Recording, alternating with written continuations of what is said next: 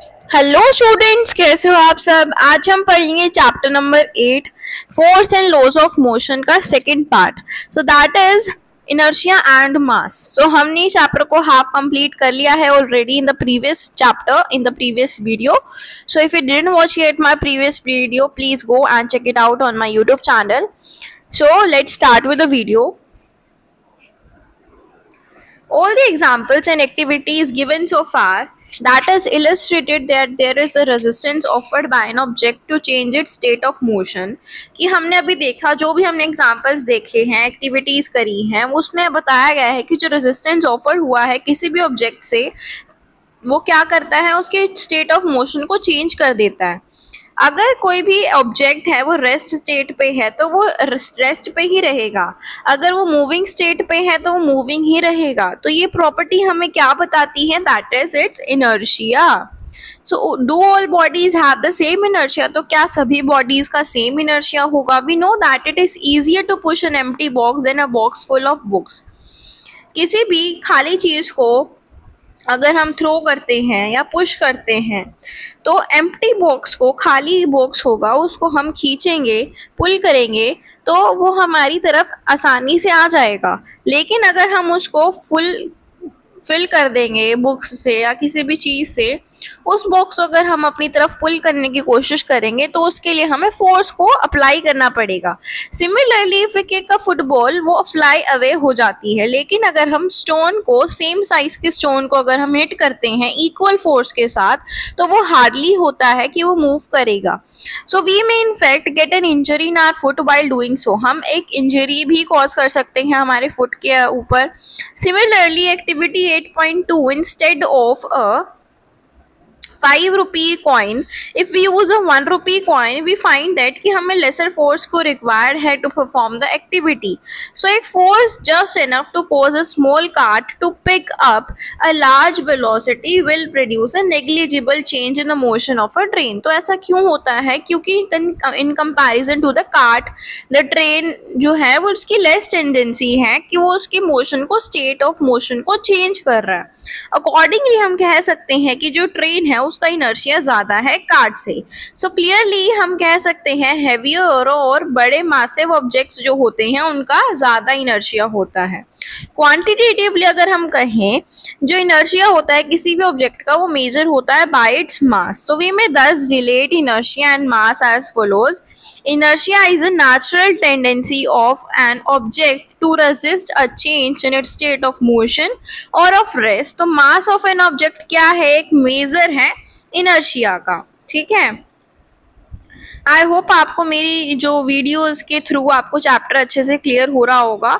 ठीक है, next topic है हमारा, that is second law of motion. क्या है? That is second law of motion. First law हमने पढ़ा। फर्स्ट लॉ ऑफ मोशन क्या बताता है कि जो अनबैलेंस एक्सटर्नल फोर्स किसी भी ऑब्जेक्ट पे एक्ट कर रहा है तो वो उसकी वेलोसिटी को क्या कर देता है? चेंज कर देता है। दैट इज जो ऑब्जेक्ट है वो एक एक्सेलरेशन में आ जाता है।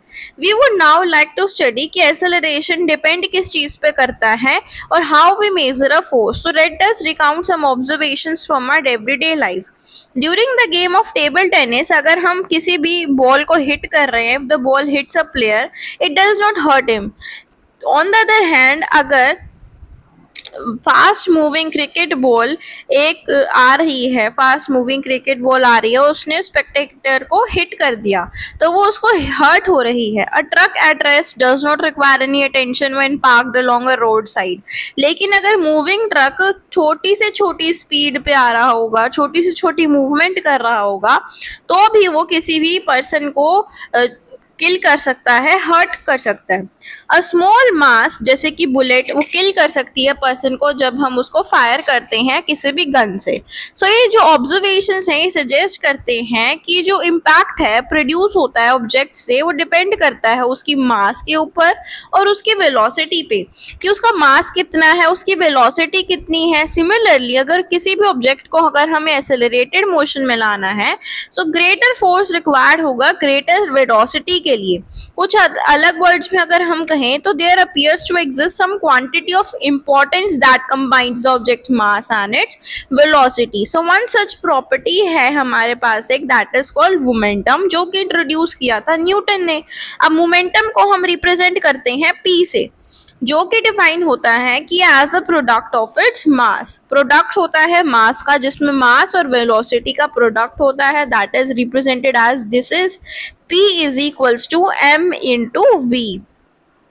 तो मोमेंटम के पास दोनों चीजें होती हैं, डायरेक्शन भी होता है और मैग्नीट्यूड भी होता है। सो अगर उसका डायरेक्शन सेम है as that of its velocity, तो ऐसा यूनिट को हम कैसे मेजर करेंगे, that is kilogram metre per second के अंदर हम उसको मेजर करेंगे। Since the application of an unbalanced force brings a change in the velocity of the object, तो वो क्लियर हो रहा है यहाँ से कि जो फोर्स है वो भी प्रोड्यूस होता है जब भी मोमेंटम के अंदर चेंज आता है। तो इस सिचुएशन को हम कंसीडर करते हैं जिसमें कार है डेड बैटरी के साथ, उसको हम पुश कर रहे हैं अलोंग अ स्ट्रेट रोड, ताकि उसकी जो स्पीड है वो 1 मीटर पर सेकंड तक आ जाए, which is sufficient to start its engine. तो उसके इंजन को शुरू करने के लिए हम उसको पुश कर रहे हैं।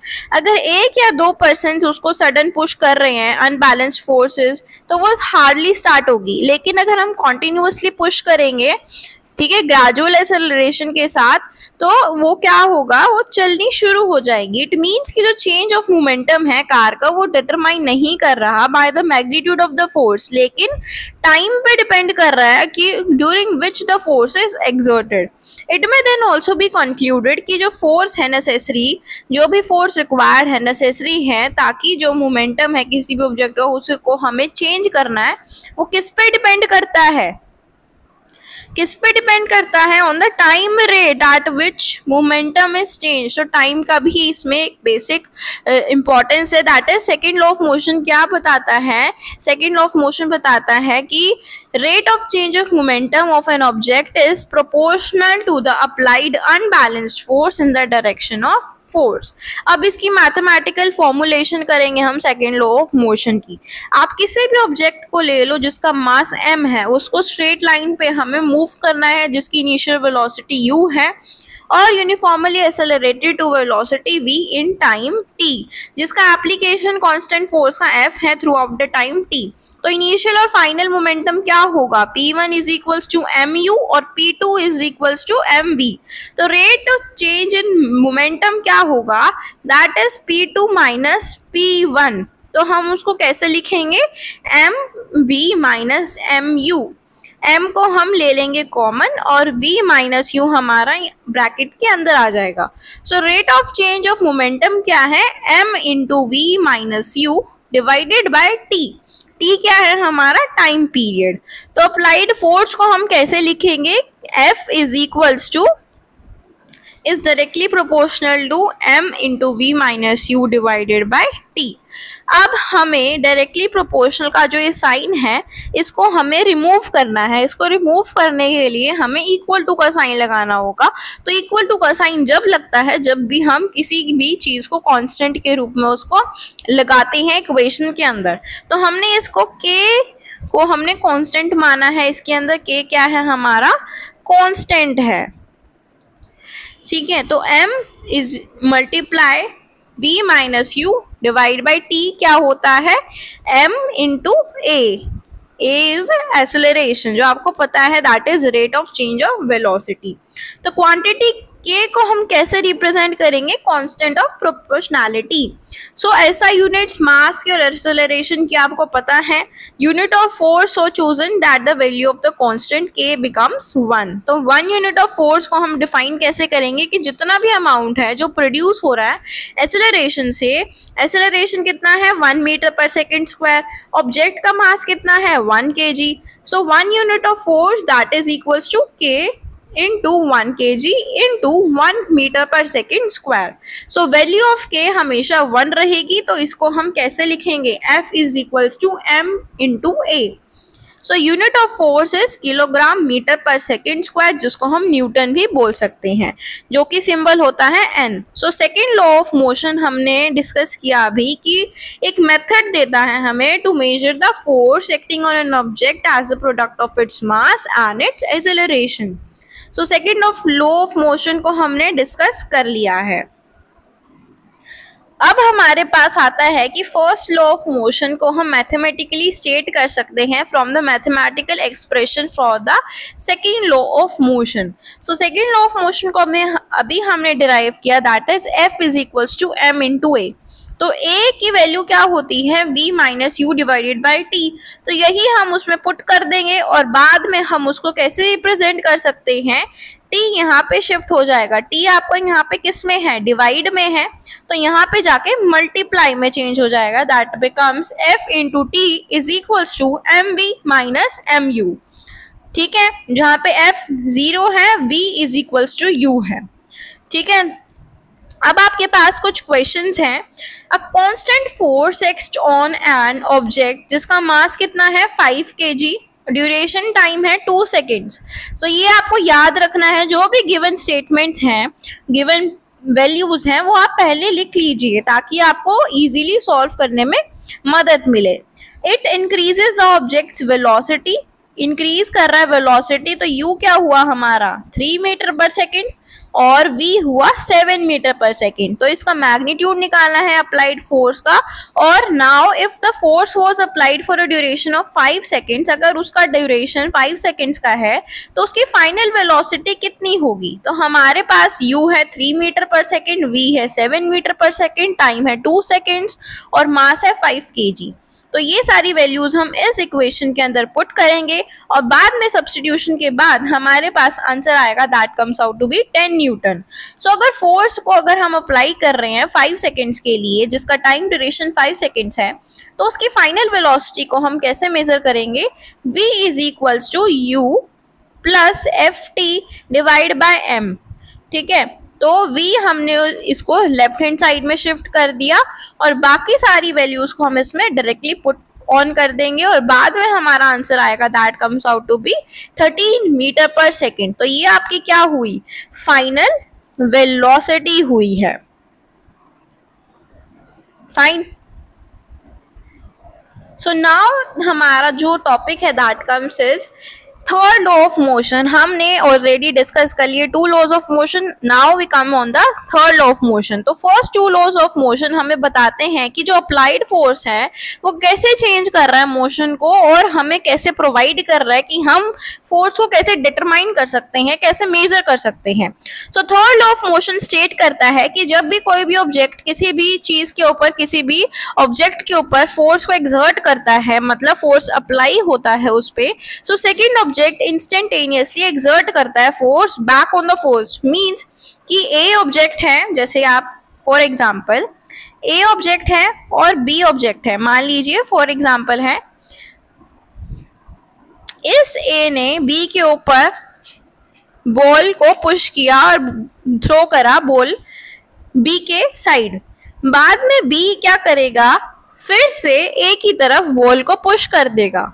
ठीक है, सो मींस ए ने भी फोर्स को अप्लाई किया बी की तरफ, बाद में बी भी उसको फिर से फोर्स अप्लाई कर रहा है।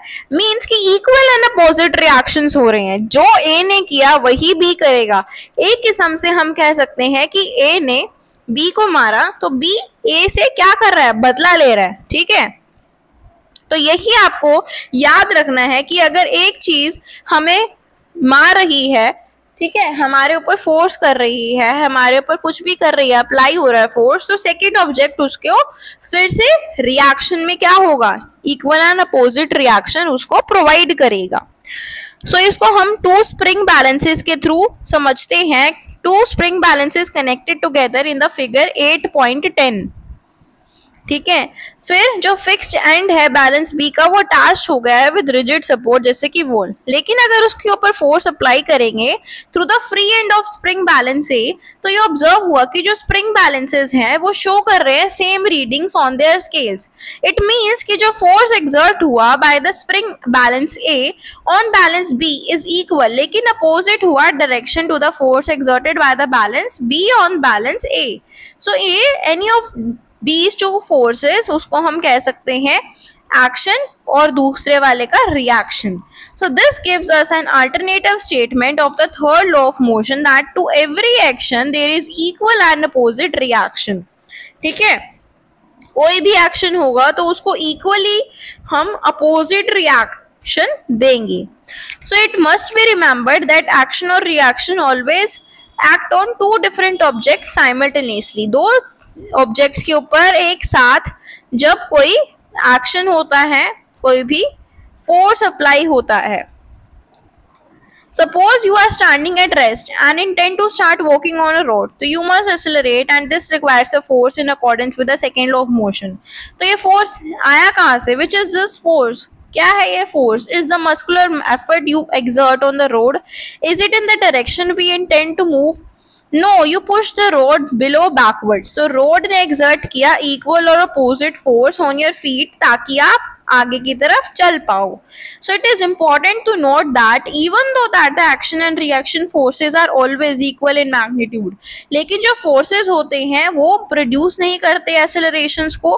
So this is because each force different object के ऊपर act करते हैं जिसका different mass होता है. जब भी हम गन फायर करते हैं तो वो एक फॉरवर्ड फोर्स लगाता है बुलेट के ऊपर. बुलेट इक्वल और अपोजिट फोर्स देता है गन के ऊपर and this results in the recall of the gun, जिसकी वजह से गन बैकवर्ड की तरफ पुश होने लग जाती है.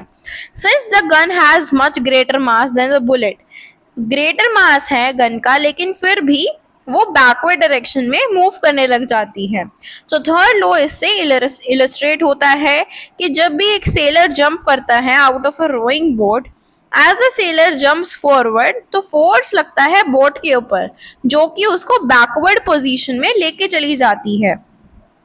ठीक है, जब भी हम फायरिंग करते हैं गोली यहाँ से जाती है लेकिन गन जो होती है वो पीछे की तरफ बैकवर्ड पुश होने लग जाती है due to third law of motion. अब यहाँ से क्या है, बोट में से एक आदमी बाहर निकलने की कोशिश कर रहा है. ठीक है, ये यहाँ आ रहा है और जो बोट है वो पीछे की तरफ जाने लग जाती है. क्यों? क्योंकि थर्ड लॉ ऑफ मोशन की वजह से due to equal and opposite reaction. So अब क्या है, now place two children on one cart. हमने दो चिल्ड्रन को एक कार्ट के ऊपर स्टैंड कर दिया, one on another cart. Second law of motion can be seen, क्योंकि जो अरेंजमेंट है वो हमें शो कर रही है different accelerations for the same force. So cart shown in this activity can be constructed by using a 12 mm or 18 mm thick plywood board of about 50 cm into 100 cm with two pairs of hard ball bearing wheels. Skate wheels are good to use. So skateboards are not as effective because it's difficult to maintain straight line motion.